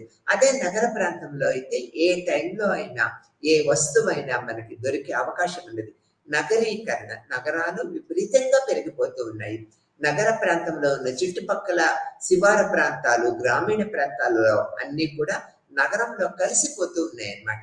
నగరంలో కలిసిపోవటం వల్ల ఏం జరుగుతూ ఉన్నది? ఇక్కడ నగరం విపరీతంగా అభివృద్ధి జరుగుతూ ఉన్నది. రవాణా సౌకర్యాలు మెరుగైపోయినాయి, వైద్య సౌకర్యాలు మెరుగైపోయినాయి, విద్యా అవకాశాలు మెండుగా ఉన్నాయి. ఈ యొక్క జీవిత విధానం, జీవన ప్రమాణాలు పెరుగుతూ ఉన్నాయి. మనము గ్రామీణ ప్రాంతంలో ఏర్పరచుకోలేని వసతులు నగర ప్రాంతంలో స్వశక్తి మీద మనము ఏర్పరచుకోవటానికి అవకాశము ఏర్పడుతూ ఉంటుంది అన్నమాట. ఈ యొక్క నగరాలు అనేవి ఉత్పత్తి కేంద్రాలుగా ఏర్పడుతూ ఉన్నాయి. కార్ఖానా, ఈ యొక్క ఇండస్ట్రియల్ ఏరియాస్, జీడిమెట్ల, కొత్తూరు అంటే అనేక రకాల ఉత్పత్తి కేంద్రం, ఇండస్ట్రియలైజేషన్ జరుగుతూ ఉంటుంది నగరాల్లో. ఈ ఉత్పత్తి కేంద్రాలు ఏర్పడటం వల్ల ఉత్పత్తి కేంద్రాల్లో స్కిల్డ్ వర్కర్స్ తో పాటు అన్స్కిల్డ్ వర్కర్స్ కూడా కావాలి. మనకి ఇక్కడ చదువు లేకపోయినా నగరాలకి అంటే లేబర్ వర్క్ అంటూ ఉంటాం. ఈ వర్క్ చేసుకొని ఉత్పత్తి కేంద్రాలలో పనిచేయటానికి గ్రామీణ ప్రాంతంలో నుంచి అనేక మంది యువకులు అంటే శక్తి సామర్థ్యం కల యువకులు ఈ ఉత్పత్తి కేంద్రాల్లో ఇండస్ట్రియలైజేషన్ పెరగటం వల్ల ఈ ఉత్పత్తి కేంద్రాల్లో పని చేసుకుంటూ విధానాన్ని జీవన గమనాన్ని పెంచుకోవటానికి ఉత్సాహం చూపటం వల్ల నగరాలకి ఎక్కువ మంది రావటానికి ఇది చేస్తూ ఉన్నారు. తర్వాత వాణిజ్య కేంద్రాలు అంటే ఏంటి? ఇక్కడ అనేక రకాల మాల్స్ మనం చూడగలుగుతూ ఉంటాం. ఇక్కడ ఏ వీధిని చూసినా కూడా అనేక రకాల వాణిజ్య కేంద్రాలు నెలకొల్పుతూ ఉన్నాయి. ప్రజలకు కావాల్సిన వస్తువులన్నీ కూడా ప్రతి ఒక్క ప్రాంతంలో, నగర ప్రాంతంలో ప్రతి ఒక్క అంటే అన్ని ఏరియాస్ లో కూడా మనకు దొరుకుతూ ఉంటాయి. ఈ వాణిజ్య కేంద్రాలు దొరకటం వల్ల ఇక్కడ ఇది దొరుకుతుంది అనే దృక్పథాన్ని ఏర్పరచుకోవటం వల్ల అందరూ పల్లె ప్రాంతం నుంచి పట్టణ ప్రాంతానికి నిరంతరము వస్తూ తన యొక్క వాణిజ్యాన్ని అంటే తమకు కావాల్సిన వస్తువులను తీసుకోవటము, వాళ్ళు ఉత్పత్తి చేసిన ఇప్పుడు రైతు బజార్స్ ఉన్నాయి. పల్లె ప్రాంతంలో ఉత్పత్తి చేసిన కూరగాయలన్నీ కూడా రైతు బజార్లో తీసుకొచ్చి మనము విక్రయించుకుంటూ ఉంటాం. అదొక వాణిజ్య కేంద్రంగా చెప్పుకోవచ్చు. మార్కెట్ యార్డ్స్ ఉన్నాయి. మనకి వరి, బియ్యము, అనేక రకాల వస్తువులు, పసుపు, మొక్కజొన్న, ఇవన్నీ కూడా మార్కెట్ యార్డ్స్ తీసుకొచ్చి అమ్ముకుంటూ ఉన్నాం. దీనివల్ల ఏంటి? నగర ప్రాంతాల్లో వాణిజ్య కేంద్రాలు ఉండటం వల్ల జీవన విధానం, మనం ఉత్పత్తి చేసిన వస్తువుల్ని ఇక్కడికి అమ్మటం వల్ల ఎక్కువ రేటును పొందగలిగి ఈ గ్రామ ప్రాంతంలో వాళ్ళందరూ కూడా సుస్థిరమైన ఆదాయాన్ని పొందగలుగుతూ ఉంటారు. అందుకని ఇక్కడ వాణిజ్యపరమైన వాణిజ్య కేంద్రాలు ఉండటం వల్ల నగరానికి రాకపోకలు నిరంతరము జరుగుతూ ఉంటాయి అనేది మనం చెప్పుకుంటూ ఉంటాం. రాజధానులు, పరిపాలనా కేంద్రాలు. ఇప్పుడు మనం తెలంగాణను మనం తీసుకున్నట్లయితే అన్ని ప్రభుత్వ పరిపాలనా కేంద్రాలన్నీ కూడా సెక్రటేరియట్, అన్ని రకాల కార్పొరేషన్స్, మున్సిపల్ కార్పొరేషన్, అనేక రకాల కార్పొరేషన్స్ అన్ని కూడా ఇక్కడ అంటే నగర ప్రాంతంలో ఉంటూ ఉంటాయి అన్నమాట. మనం ఏ పని కావాలన్నా ఈ యొక్క నగర ప్రాంతానికి రావాలి. ఈ యొక్క ప్రముఖ ఆఫీసెస్ కన్నీ పోయి మన పనులు చేసుకోవటానికి వీలవుతూ ఉంటుంది. రాజధానులు, మళ్ళీ పరిపాలనా కేంద్రాలు ఎక్కడుంటే అక్కడ ప్రజలు నిరంతరము ఎక్కువగా రాకపోకలు, రవాణా సౌకర్యాలు ఉండటం వల్ల వస్తూ పోతూ ఉండి వారి యొక్క పని విధానాలని నిరంతరము చేసుకుంటూ ఉంటారు. ఆరోగ్యము మరియు వినోద కేంద్రాలు. ఇప్పుడు మనం కరోనా చూసాము. పల్లె ప్రాంతం నుంచి కూడా అనేక మంది వేల సంఖ్యలో, లక్షల సంఖ్యలతో మనకి ఇక్కడ హైదరాబాద్ లో మన అనేక రకాల ఎన్నో ఒక 500 పెద్ద పెద్ద హాస్పిటల్స్ ఉండటం వల్ల ఇతర దేశాల నుంచి కూడా ఈ ఆరోగ్య కేంద్రాలకు వచ్చి వారి యొక్క సమస్యని నివారించుకోవచ్చు. వినోద కేంద్రాలు, అనేక రకాల వినోద కేంద్రాలు కూడా ఇక్కడ ఉండటం వల్ల క్లబ్స్, సినిమా హాల్స్, మాల్స్ ఇవన్నీ ఉండటం వల్ల ఇక్కడికి నిరంతరము ఈ నగరానికి రావటం పోవటం జరుగుతూ ఉంటది అన్నమాట. మతపరమైన మరియు సాంస్కృతిక కేంద్రాలుగా నగరాలు ఉంటూ ఉంటాయి. మతపరమైన కేంద్రాలు అన్ని రకాల మతాలు, మక్కా మసీద్, యాదగిరిగుట్ట, బిర్లా మందిర్, ఇట్లా అనేక రకాల కేంద్రాలు ఇక్కడ ఉండటం వల్ల అందరూ కూడా ఇక్కడ సాంస్కృతిక కేంద్రాలు, మతపరమైన కేంద్రాలు ఉండటం వల్ల నగరాలకి నిరంతరము రావటానికి జరుగుతూ ఉంటది అనేది చెప్తూ ఉంటాము. వైవిధ్యమైన నగరాలు, ఒక ప్రత్యేకమైన నగరాలు. ఇప్పుడు చూడండి, మన నగరాలలోకి వచ్చేటప్పటికి మనం ఏం చెప్పుకుంటూ ఉన్నాము? ఇక్కడ అన్ని రకాల వసతులు, సౌకర్యాలు, విలాసవంతమైన జీవితానికి, సుస్థిరమైన జీవితానికి ఇవి ఏర్పడబడి ఉంటాయి అనేది మనం చెప్పుకుంటా ఉంటాం. ఇక్కడ అన్ని రకాల సౌకర్యాలు ఉండటం వల్ల అందరూ కూడా అంటే డబ్బు ఉన్న వాళ్ళతో పాటు మధ్యతరగతి, ఎబో మధ్య తరగతి కుటుంబాలు కూడా నగరాల్లో స్థిర నివాసాలు ఏర్పరచుకోవాలని కోరికల్ని ఏర్పరచుకుంటూ ఉంటారు. ఈ అవకాశాల వల్ల నగరాలు నిరంతరము అభివృద్ధి చెందుతూ పెరుగుతూనే ఉంటాయి. ప్రజలకు కావాల్సిన అన్ని రకాల అవసరాలని మనం ఇక్కడ తీరుస్తూ ఉంటాం అనేది మనం ఇక్కడ చెప్పుకుంటూ ఉంటాం. నగర విధులు అంటే నగరాల్లో ఈ విధమైన పద్ధతులు ఉండటం వల్ల విధులు ఏ విధంగా ఉంటాయి అన్నట్లయితే, మొట్టమొదట పోలీస్ వ్యవస్థ, రవాణా వ్యవస్థ, రవాణా కేంద్రాలు. అంటే మనకి ట్రాన్స్పోర్టేషన్, రవాణా సౌకర్యాలు పెరుగుతూ ఉంటాయి. ఈ యొక్క వచ్చే వాళ్ళని పోయే వాళ్ళని మనం కంట్రోల్ చేయాలంటే ఎవరు ట్రాఫిక్ విభాగం ఉన్నదన్నమాట. ఈ రవాణా కేంద్రాలు టోల్ ప్లాజాలు కంట్రోల్ చేయడానికి రవాణా ట్రాఫిక్ విభాగము ఉండటం వల్ల మెట్రో వ్యవస్థ, రైల్ వ్యవస్థ, లోకల్ రైల్ వ్యవస్థ ఇవన్నీ కూడా నగర అభివృద్ధికి దోహదం చేస్తూ ఉంటాయి. రవాణా సౌకర్యాలు కనుక లేకపోతే ఎక్కడ ప్రజలు అక్కడ ఆగిపోతూ ఉంటారు. ఎక్కడైతే రవాణా సౌకర్యాలు ఎక్కువగా ఉంటాయో, విస్తృతంగా ఉంటాయో, సజావుగా నడుస్తూ ఉంటాయో అక్కడ ప్రజలు రాకపోకలు ఎక్కువగా సాగిస్తూ ఉంటారు. కాబట్టి నగరాలలో ఈ రవాణా సౌకర్యాలు చాలా ఎక్కువగా ఉంటాయి అనేది మనం తెలుసుకున్నాం. ఇక్కడ అనేక రకాల ప్రజలు నివసిస్తూ ఉంటారు. ఒక వర్గం వారే కాదు కదా, educated, uneducated, skilled persons, unskilled persons అందరూ నివసిస్తూ ఉంటారు. ఎక్కువ కూడా జనాభా ఎక్కువ ఉండటం వల్ల వైరుధ్యాలు కూడా ఎక్కువగా ఉంటూ ఉంటాయి. అనేక రకాల సమస్యలు కూడా ఇక్కడ క్రియేట్ అవుతూ ఉంటాయి నగరాలలో. ఈ మతపరమైనవి కావచ్చు, సాంస్కృతిక పరమైనవి కావచ్చు, సామాజిక పరమైనవి కావచ్చు అనేది మనం చెప్పుకోవచ్చు. వీటినన్నిటినీ మరి ఇటువంటి సమస్యలు వచ్చినప్పుడు ఎవరు కంట్రోల్ చేయాలి అనేది మనం తీసుకున్నట్లయితే పోలీస్ వ్యవస్థ, న్యాయ వ్యవస్థ ఇవన్నీ కూడా మనకి నగరంలో ఉన్న ప్రజల యొక్క సమస్యల్ని కంట్రోల్ చేస్తూ ఉంటాయి. ఏ సమస్య నెలకొల్పినా కూడా పోలీస్ వ్యవస్థ నగర ప్రాంతంలో ప్రజలని కంట్రోల్ చేస్తూ పోతూ ఉంటారు అనేది మనం చెప్పుకోవచ్చు. న్యాయ వ్యవస్థ సమస్యలు ఉధృతమైనప్పుడు పోలీస్ వ్యవస్థతో పాటు న్యాయ వ్యవస్థ కూడా నగరంలో ఉన్న ప్రజల యొక్క స్థితిగతులను, వారి యొక్క సమస్యలని నిరంతరము కంట్రోల్ చేస్తూ ఉంటారనేది మనం ఇక్కడ చెప్పుకుంటూ ఉంటాం. అందుకని జనాభా ఎక్కువగా ఉన్న ప్రాంతాలు నగరంలో అన్ని రకాల వసతులు కూడా ఉండటం వల్ల నగరము నిరంతరము అభివృద్ధి చెందుతూ ఉంటుంది, ముందుకు వెళుతూ ఉంటుంది. జనాభా కూడా పెరుగుతూ ఉంటారు. ఇక్కడ జనాభా తగ్గటం అనేది నగరాల్లో ఎప్పుడు జరుగుతూ ఉంటుంది. ఈ సంవత్సరం 50 లక్షలు ఉంటే వచ్చే సంవత్సరానికి మళ్ళీ క్యాలిక్యులేట్ చేస్తే 60 లక్షల మంది ఉంటారు. అంటే నిరంతరము పెరుగుతూ ఉంటారు అన్నమాట. ఎందుకని అన్నట్లయితే ఉపాధి అవకాశాలు, రవాణా సౌకర్యాలు, ఉపాధి అవకాశాలు ఎక్కువగా ఉంటూ ఉంటాయి. ఏ పని చేసుకోనైనా నగర ప్రాంతంలో జీవించవచ్చు అనే దృక్పథాన్ని మనం ఇక్కడ నగర ప్రాంతంలో ఏర్పరచుకుంటూ ఉంటాం. ఫర్ ఎగ్జాంపుల్ తీసుకున్నట్లయితే హైదరాబాద్ నగరాన్ని తీసుకున్నట్లయితే నల్గొండ, వరంగల్, మెదక్, మళ్ళీ ఇక్కడ అనేక రకాల ప్రాంతాల నుంచి ఎక్కువగా మహబూబ్ నగరం ఇక్కడికి వచ్చి శ్రామిక వర్గంగా అంటే లేబరర్ గా పనిచేస్తూ ఉంటారు. వీళ్ళు అన్ఎడ్యుకేటెడ్.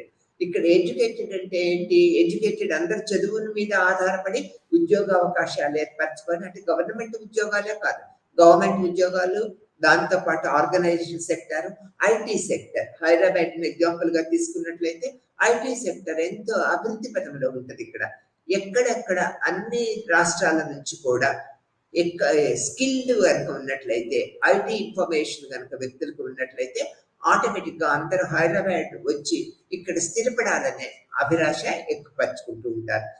మనం cyber towers, IT sector areas చూసినట్లయితే అందరు కూడా ఎడ్యుకేటెడ్, స్కిల్డ్ వర్కర్స్ అని మనం చెప్పుకుంటూ ఉంటారు. ఉపాధి అవకాశాలు ఎక్కువగా ఉండటం వల్ల నగరాలలో నిరంతరము జనాభా పెరుగుతూ ఉంటుంది. అది స్కిల్ వర్కర్, అన్స్కిల్డ్ వర్కర్ అనేది మనం చెప్పుకోవడానికి వీలు లేదనమాట. నిరంతరము జనాభా పెరుగుతుంటుంది. అన్ని డబ్బు పెట్టుకుంటే ఇక్కడ మన నగర ప్రాంతాల్లో, ఈ సిటీస్ లో అన్ని రకాల అవకాశాలను మనం పొందవచ్చు. ఎటువంటి అవకాశాలు?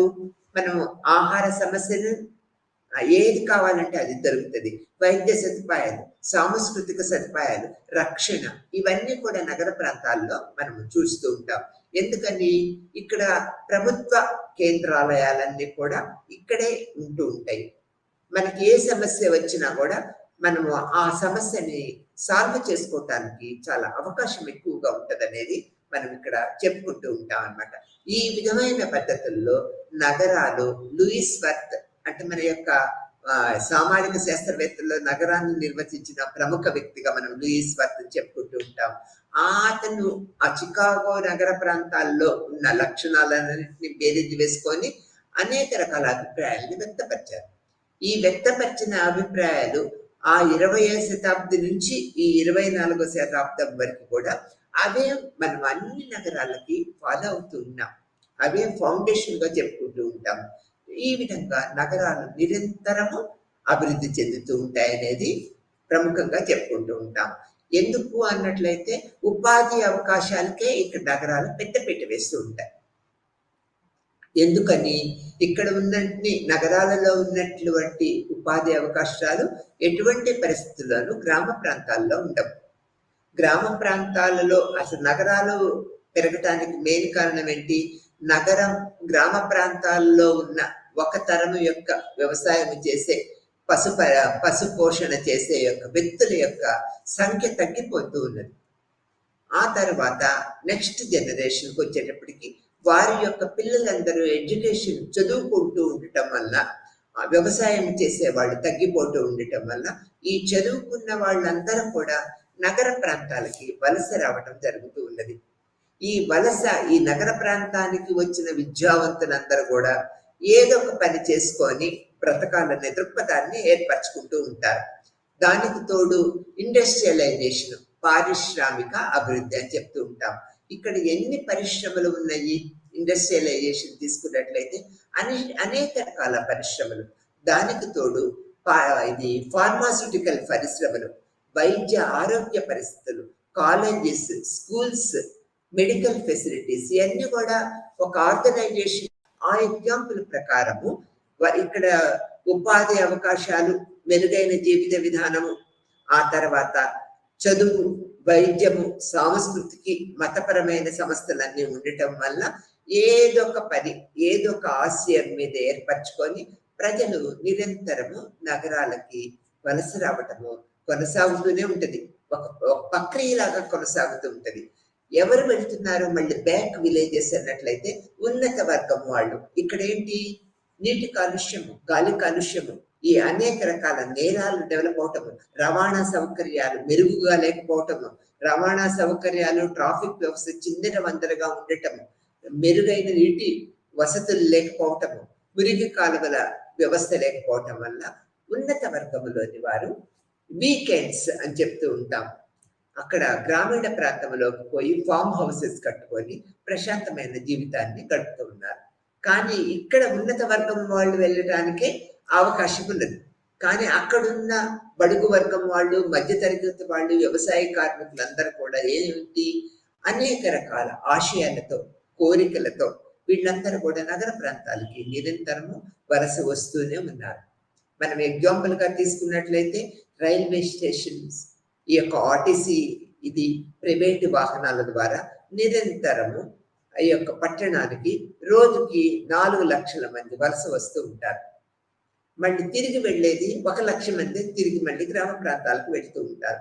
ఏదో ఒక పని మీద నగర ప్రాంతంలో ఈ 3 లక్షల మంది ఒక 2-3 రోజులు స్థిరంగా ఉండటానికి ఏర్పడుతుంటారు. ఎందుకు అంటే వాళ్ళ పనులు ఒక పని మీద వస్తూ ఉంటారు. ఈ విధంగా వచ్చిన వాళ్ళు అనేక రకాల మానసిక పరిస్థితులకి, సామాజిక పరిస్థితులకు గురయ్యి ఇక్కడైతే బాగుంటది, నా వ్యాపారం బాగా సాగుతుంది, ఏదో ఉపాధి ఏర్పడుతుంది అనే దృక్పథాన్ని ఏర్పరచుకుంటూ ఉంటారు అన్నమాట. కాబట్టి నెక్స్ట్ ఒక 2-3 సంవత్సరాలకి పట్టణ ప్రాంతంలో స్థిర నివాసం ఏర్పరచుకోవాలనే దృక్పథాన్ని ఏర్పరచుకుంటూ ఉంటారు. ఈ నగరాలు ఈ విధంగా నిరంతరము పెరుగుతూ ఉంటాయి అనేది మనము అన్ని స్టేట్స్ లో, అన్ని దేశాలలో జరుగుతూనే ఉంటుంది. దీనికి రవాణా సౌకర్యము, కమ్యూనికేషన్ వ్యవస్థ, వైద్య, ఆరోగ్య, సాంస్కృతిక, మతపరమైన సంస్థల పెరుగుదల ఇవన్నీ కూడా దోహదం చేస్తూ ఉంటాయి. ఎక్కువగా రవాణా సౌకర్యాలు ఎక్కువగా ఏర్పడటం వల్ల ఎక్కువ మంది రావటం పోవటం జరుగుతూ ఉంటుంది. నిరంతరము ఒత్తిడికి గురవుతూ ఉంటుంది. దీనివల్ల అనేక రకాల సామాజిక సమస్యలు కూడా ఏర్పడుతూ ఉంటాయి. ఎందుకనంటే సామాజిక సమస్యలకు వచ్చేటప్పటికి ఎక్కువ అంటే ప్రదేశానికి అనుగుణంగా మనం ఏం చెప్పుకున్నాము, ఇక్కడ జనాభా శాస్త్రం ప్రకారము, మాల్తా సిద్ధాంతం ప్రకారం 1 కిలోమీటర్కి 400 మంది కన్నా ఎక్కువ ఉండటానికి వీల్లేదని చెప్పుకున్నాము. ఇప్పుడు ఆ మాల్తాస్ జనాభా సిద్ధాంతానికి భిన్నంగా జనాభా విస్ఫోటం జరుగుతూ ఉన్నది. నగర ప్రాంతాల్లో ప్రదేశం తక్కువ, జనాభా ఎక్కువ. దీనివల్ల ఏమవుతూ ఉంటుంది, రెంట్స్ పెరుగుతూ ఉంటాయి. నివాస ప్రాంతాలు ఎక్కువ ఖరీదు పెట్టుకొని మనం పర్చేజ్ చేయాల్సిన వస్తూ ఉంటుంది. ఆ ప్రదేశం మీద ఎక్కువ ఒత్తిడి గురవుతూ ఉంటుంది. ప్రదేశం తక్కువ ఉన్నది, జనాభా ఎక్కువ వస్తూ వస్తూ పోతూ ఉండటం వల్ల నగరాల్లో విపరీతమైన ఒత్తిడికి గురవుతూ ఉన్నదనేది మనం సామాజిక పరిస్థితుల వల్ల గ్రహిస్తూ ఉన్నాం. పారిశ్రామికీకరణ దీనివల్ల ఏమవుతూ ఉంటుంది? గాలి కాలుష్యము, నీటి కాలుష్యము, వాతావరణ కాలుష్యము వల్ల అనేక రకాల ఆరోగ్యపరమైన సమస్యలు ఆ ప్రాంతంలో ఉన్న ప్రజలు ఎదుర్కొంటూనే ఉన్నారు. మనం చూస్తూ ఉన్నాం ఎన్నో రకాల పారిశ్రామిక వాడలు డెవలప్ అవడం వల్ల అనేక రకాల రుగ్మతలకు గురవుతూ ఉన్నాం అనేది మనం చెప్పక తప్పదు. ఇవి సామాజిక పరిస్థితులు. ఆ తర్వాత అందరూ ఇక్కడికే రావటం వల్ల అనేక రకాల కొత్త నేరాలు జరుగుతూ ఉంటాయి. దోపిడీ వ్యవస్థ జరుగుతూ ఉంటది. అనేక రకాల రుగ్మతలు అంటే సామాజిక పరమైన రుగ్మతలు కూడా మనం చూస్తూ ఉంటాం అన్నమాట. ఇది అని చెప్పడానికి వీల్లేదు. దోచుకోవటము అనేది ఎక్కువ పట్టణ ప్రాంతంలో జరుగుతూ ఉంటది. వ్యాపారవేత్తలు తీసుకున్నట్లయితే లాభాల పరంగా దోచుకోవటము, ఈ సామాజిక ఒత్తిడికి గురైన వాళ్ళు, బడుగు వర్గం వాళ్ళు నేర ప్రవృత్తిని డెవలప్ చేసుకోవటము అనేది జరుగుతూ ఉంటది. ఈ ప్రకృతి అనేది కాలుష్యంతో ఎక్కువ డెవలప్ అవుతుంటది అనేది మనం ఇక్కడ గుర్తుపెట్టి, ఇది సామాజిక పరిస్థితులు. అనేక రకాల సామాజిక పరిస్థితులు మనము నగరాల్లో చూస్తూ ఉంటాం. వీటిని ప్రభుత్వం ఎన్ని రకాలుగా అరికట్టాలని ప్రయత్నించినా కూడా నగర ప్రాంతాల్లో ఈ యొక్క సామాజిక సమస్యలు నిరంతరము పెరుగుతూనే ఉంటాయి, కానీ కంట్రోలింగ్కి రావు. ఇవి సామాజిక సమస్యలు. రాజకీయ పరిస్థితులకు వచ్చేటప్పటికీ రాజకీయ అంటే ఇక్కడ అన్ని కూడా ప్రభుత్వ కార్యాలయాలు ఉండటము, రాజకీయ కేంద్రంగా ఉండటం వల్ల రాజకీయ నాయకులు నగర ప్రాంతంలో ప్రముఖ పాత్ర వహిస్తూ ఉంటారు. వాళ్ళ వర్గం వాళ్ళకి చేయూత ఇస్తూ ఉంటారు, తక్కిన వర్గాల వాళ్ళని అణచివేసే ధోరణి జరుగుతూ ఉంటది. రాజకీయ ప్రాబల్యము ఎక్కువ మనము ఇక్కడ నగర ప్రాంతంలో చూస్తూ ఉంటాం అన్నమాట. దీనివల్ల అనేక రకాల మంచి, అనేక రకాల చెడులు కూడా జరుగుతూ ఉంటాయి. సామాజిక, రాజకీయ, ఆర్థిక పరిస్థితులకు వచ్చేటప్పటికీ ఈ యొక్క పనిలు దొరుకుతూ ఉంటాయి. అంటే ఇండస్ట్రియలైజేషన్, పారిశ్రామికీకరణ వల్ల అనేక రకాల పనులు చేసుకొని జీవిత విధానాన్ని కొనసాగించడానికి నగర ప్రాంతము దోహదం చేస్తూ ఉంటది. కాబట్టి మనం ఏం చెప్పుకుంటూ ఉన్నాము, అక్కడ పల్లె ప్రాంతం నుంచి నగర ప్రాంతానికి అందరూ వలస వస్తూ ఉంటారనేది చెప్పుకుంటూ ఉంటాం. ఎందుకు? పని, శ్రమ విభజన, శ్రమ మీద ఆధారపడి మనం అభివృద్ధి చెందవచ్చు, ఆర్థిక అభివృద్ధి జరుగుతూ ఉంటుంది అనేది మనం ఇక్కడ తెలుసుకుంటూ ఉంటాం. ఈ యొక్క ఆర్థిక పరిస్థితి మెరుగుదల కోసము ఎక్కువగా పల్లె ప్రాంతం నుంచి పట్టణ ప్రాంతానికి వలస మీద వస్తూ ఉంటారు. ఆ తర్వాత మన స్కిల్స్ డెవలప్ చేసుకొని ఆర్థికంగా మెరుగుపడాలనే దృక్పథాన్ని ప్రతి ఒక్క ప్రజలు కూడా ఏర్పరచుకుంటూ ఉంటారు. కాబట్టి ఇక్కడ సామాజిక, ఆర్థిక, రాజకీయ పరిస్థితులు వలన నగర ప్రాంతము నిరంతరము ఒక గందరగోళంగా తయారవుతూ ఉంటది. ఎక్కువ జనాభా ఇక్కడ కేంద్రీకృతమై ఉంటది అన్నమాట. కాబట్టి సామాజిక ఇబ్బందులు తలెత్తుతూ ఉంటాయి, రాజకీయ ఇబ్బందులు జరుగుతూ ఉంటాయి. ఈ యొక్క ఆర్థిక పరిస్థితి మెరుగుపరచుకోవడానికి అవకాశాలు ఇక్కడ నగర ప్రాంతంలో ఎక్కువగా ఉండటం వల్ల ఏం జరుగుతూ ఉంటది, గ్రామీణ ప్రాంతంలో ఉన్న ప్రజలందరూ కూడా పట్టణ ప్రాంతంలోకి వలస రావడానికి ఇష్టపడుతూ ఉంటారు, వలస రావడానికి నిరంతరము ప్రయత్నిస్తూ ఉంటారు. కాబట్టి దీనికి నగర అభివృద్ధికి అనేది ప్రథమంగా మనం ఏం చెప్పుకుంటూ ఉంటాము, సామాజిక, ఆర్థిక, రాజకీయ పరిస్థితులు నిరంతరము దోహదం చేస్తూ ఉంటాయి. దీనికి ఫుల్ స్టాప్ అనేది ఉండదన్నమాట. ఈ దోహదం చేయటం వల్ల నిరంతరము ప్రజలు నగరానికి వలస రావటం వల్ల నగర ప్రాంతాలు అనేక రకాల ఇబ్బందులు గురవుతూ ఉంటారు. అది వాతావరణ కాలుష్యం కావచ్చు, జనాభా ఒత్తిడి కావచ్చు, ఈ యొక్క పని విధానంలో పోటీతత్వం కూడా కావచ్చు. ఈ విధంగా నగరాన్ని మనము అనేక రకాలుగా లక్షణాలు, ఆశయాలు, అవకాశాలు ఎలా ఉంటాయి అనేది ఈ లెసన్లో చెప్పుకున్నాం. నమస్తే.